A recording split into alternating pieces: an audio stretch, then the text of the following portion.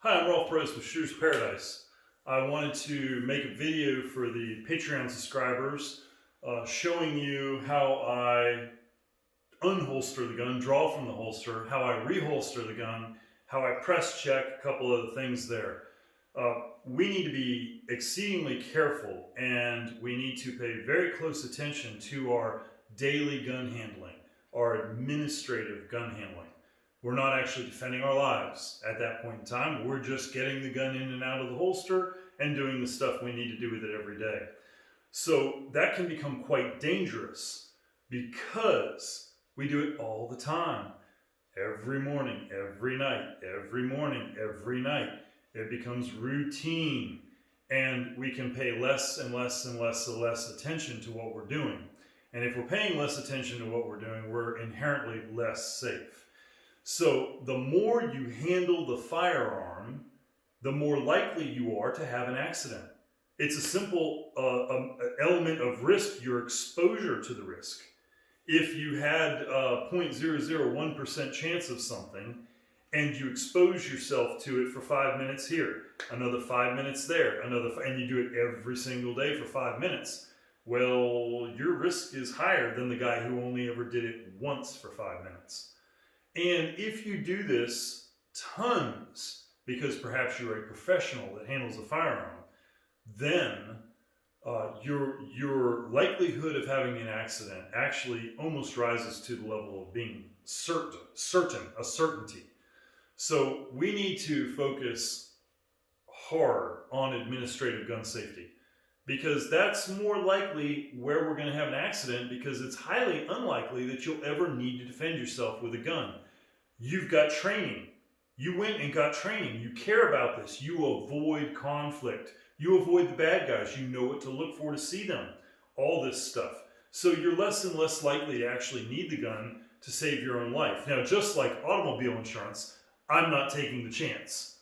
I'm betting I'm going to need it. So I'm getting the automobile insurance, and you've done the same thing as you got your own firearm and the skills to defend yourself. So focusing on administrative safety is very important.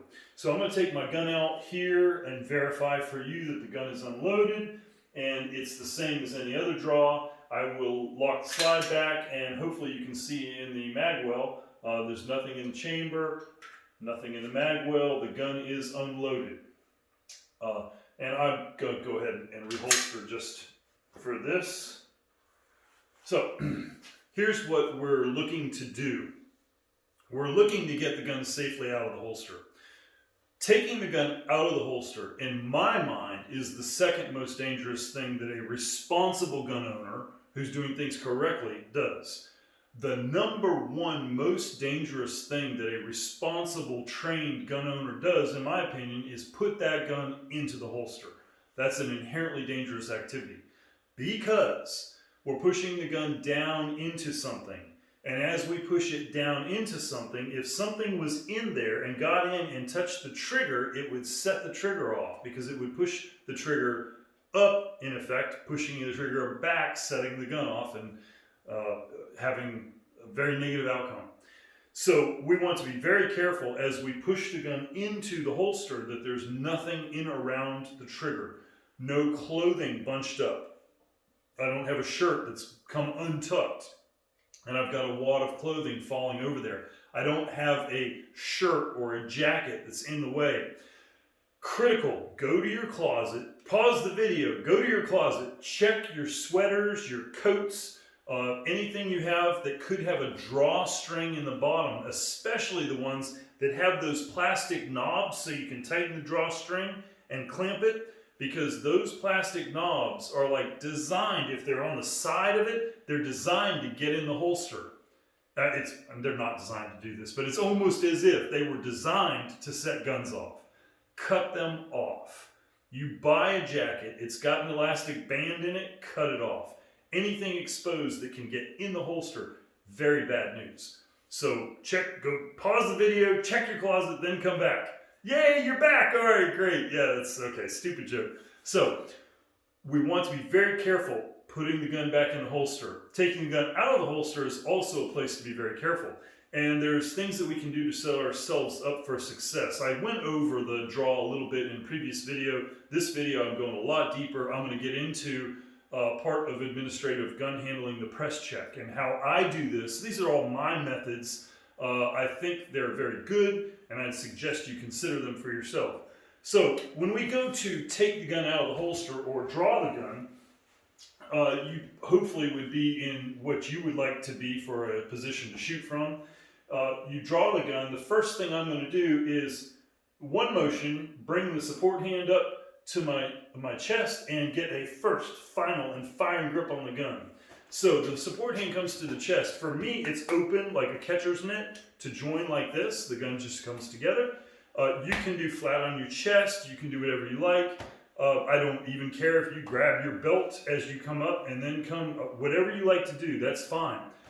This center line of my body here, I don't want this hand to cross that center line. I want to pin my hand wherever I've got my hand, whatever I'm doing with it, I want to pin it in the exact same place every time.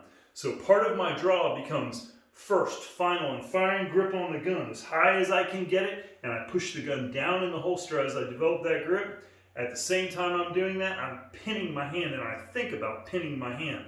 This is an important part of the draw for safety. So, I'm in a position I could draw the gun, and one motion is to get into that position. First, final, firing grip, and my hand pinned where I want it. And it's on that side of my body. It's not crossing the center line of my body. The next thing, the gun comes up as high as I can get it. It comes up as high as I can get it, then I rotate the gun. Now, if you'll notice, my hand is below the muzzle. That gives me an added layer of safety.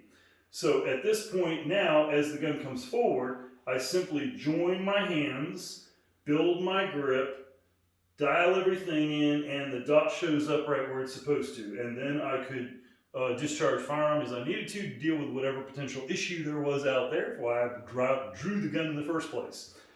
Now, to reholster the gun from this point, what I will do, first, verify finger and register on the frame. On target, on trigger, off target, off trigger. Yeah, pretty important. Then I will start to come back in, and for me, this is the point where decocking and safety happens. If I have a 1911, I will click that safety on. If I have a gun that I decock, I will decock it. Then my hand will break free from the other hand and come to my chest and pin itself on my chest. Now at this point, what I'm going to do is I'm going to take my foot and bring it together to the other foot, as if I'm standing on a pedestal. This clears my leg from the bore axis of the gun. So now I will put my thumb on the back of the side. I will pin the slide in a Glock. The gun won't come out of battery as I push it down into the holster. With a nice tight new leather holster, the gun will come out of battery as you shove a Glock down in there. If I had a striker control device, Google it, buy it, install it. They're very good. They add another layer of safety to your Glock, because with my hand on the back where the striker control device sits, I will feel if the striker, the firing pin of the Glock, the striker, begins to move. And it would begin to move because something was in the holster pushing on the trigger as I was inserting it, and I could stop and save myself a unintended discharge with negative consequences. So, thumb is on the back of the slide, finger and register on the frame. I have broken my firing grip here. This is a useful tool to break the conscious minds, the subconscious mind and everything, and tell my body another way, we're not firing the gun now. Breaking the firing grip is pretty valuable for that. So now, I will take and bring the gun back just in reverse of the draw. I will look, rotate the gun down, and look the gun into the holster and slowly push it in. I don't slam it in because I want to stop if I feel any additional resistance that's outside of the norm. So that's a nice reholster. Reholstering is inherently dangerous. If you look now, you look at the bore axis. If you can see in the video, the bore axis would drive the round behind me into the ground behind me. If I reholstered and I had my leg here, I could put the round right down through my own leg if the gun went off as I was reholstering. And as we discussed, pushing the gun into the holster has the effect of moving the gun against the trigger. If anything came in contact with the trigger, it would be very, very bad. It's critical that your finger is in register on the frame, high up on the slide when you go into the holster. Because if your finger is inside the trigger guard here, if it's inside the trigger guard, as you come in, your finger will hit the trigger, the holster. Your finger will hit the holster, and as you shove the gun down, it will have the effect of pressing, your finger will have the effect of pressing the trigger and setting the gun off. This finger in register on the frame, on target, on trigger, off target, off trigger, this is critical. This is critical. So, that's my draw and my holster. Now I will talk about this. I'm just doing this to show you the benefit of this draw. So you need to go take a class with Craig Douglas. Craig Douglas is going to teach you how to deal with someone who's physically on top of you as you're handling your firearm.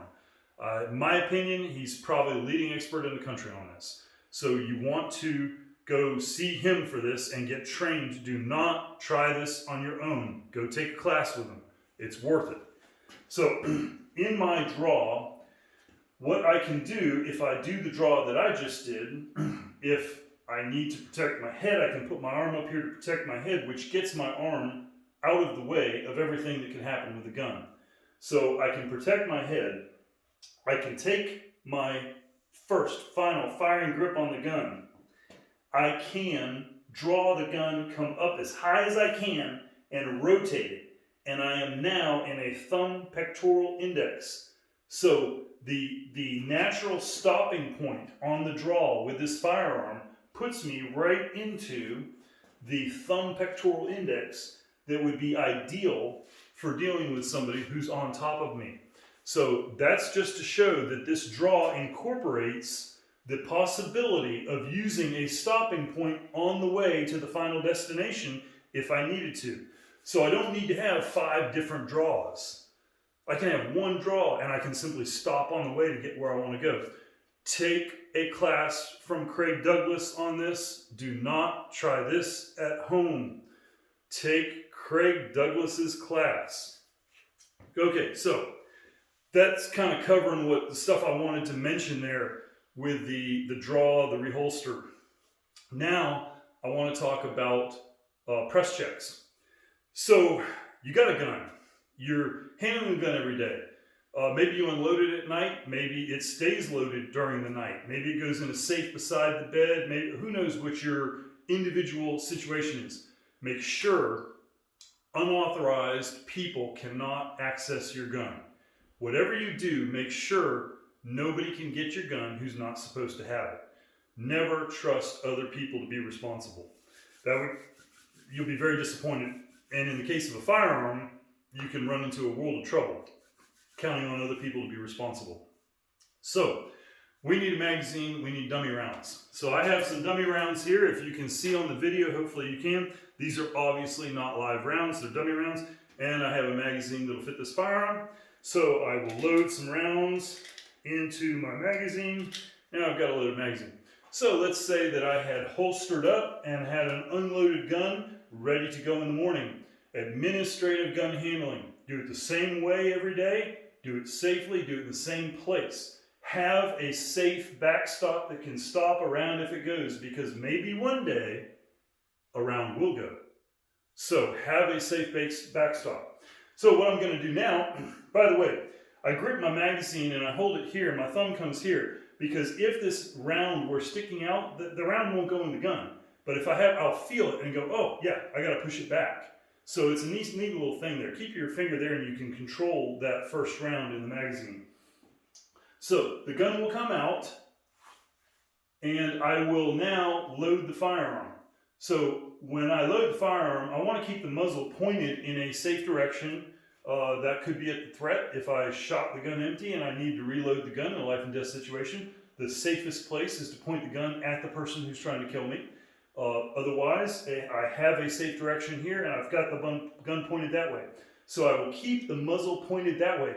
Plus, if I have to reload in a life and death situation, the bad guy can't see the slide lock back because he's looking at the gun from the end. If I hold the gun up in a workspace position, he's going to see the gun is unloaded, and that's going to tell him, I can unload on him now. So I'm going to keep the gun pointed in the safe direction, which may be at a threat. I will then rotate the gun, bring it in and rotate it in, and just rotate it to the side so the muzzle is still pointed the same place. The magazine comes here and slides in, and I seat the magazine. Then I come over the top, back the slide back, and come back up, and the muzzle never left the safe direction. That's a really nice reload.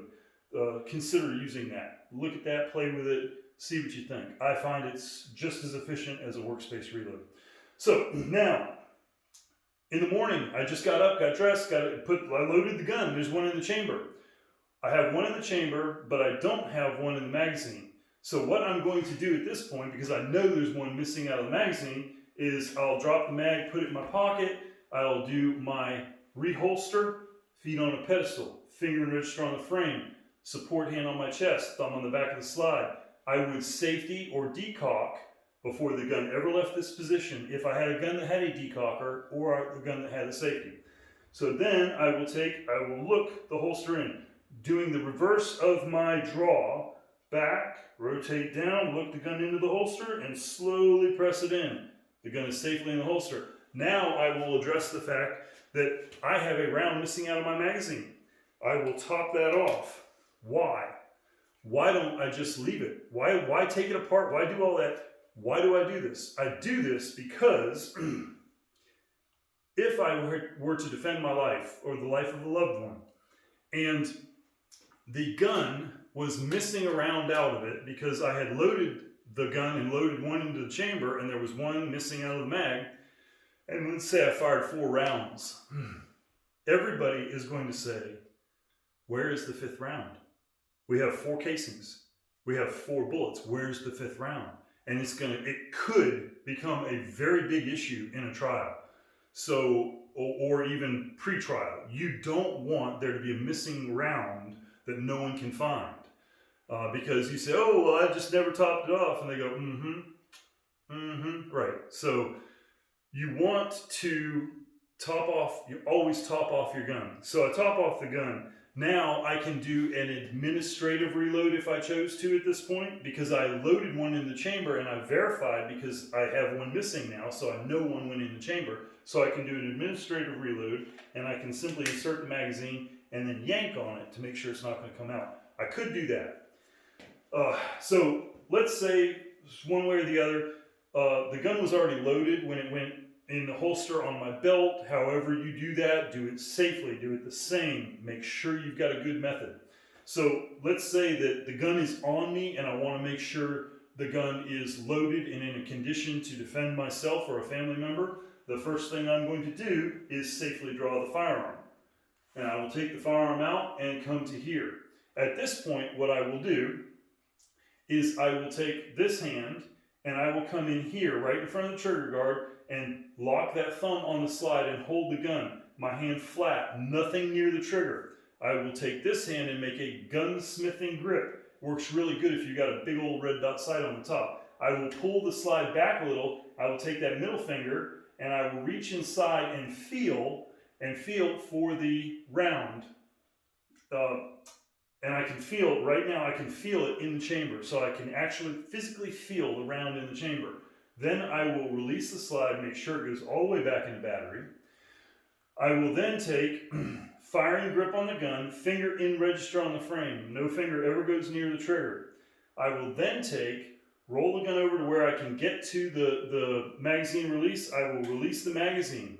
I will verify the gun is fully loaded. This has cutouts so I can see that the magazine is fully loaded because I don't want a missing round if I ever had to use it.